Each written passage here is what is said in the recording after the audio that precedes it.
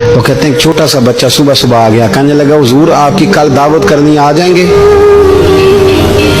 آپ نے فرمایا آ جاؤں گا۔ کہنے لگا میں یتیم ہوں، باپ میرا فوت ہو گیا اور میرا بڑے دل کرتا ہے آپ سے محبت ہو گئی۔ فرمایا کب آؤں؟ اس نے کہا کل آ جانا۔ کیا کھلاؤ گے؟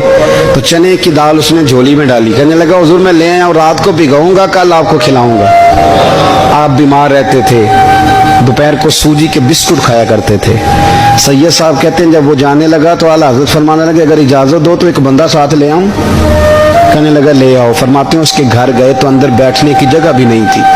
1000 کتاب کے مصنف، لاکھوں کروڑوں مریدوں کے پیر، امت مسلمہ کتنے بڑے لیڈر، کہتے ہیں اس نے نا باہر گلی کے باہر دروازے کے باہر چٹائی بچھا دی۔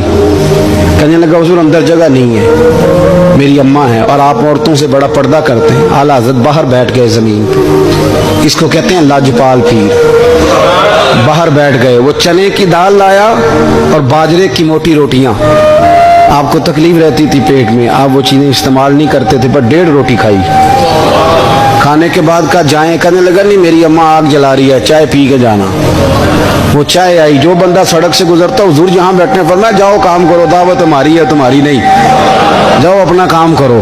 وہاں بیٹھ کے کھانا کھایا۔ جب واپس نکلے تو اس بچے نے اجازت دی جائیے۔ واپس آئے تو کچھ چہرے پہ کمزوری کے آثار تھے، کچھ تکلیف پیٹ میں شروع ہو گئی۔ سید صاحب کہنے لگے حضور آپ نے کیا کیا؟ بیمار ہو جائیں گے۔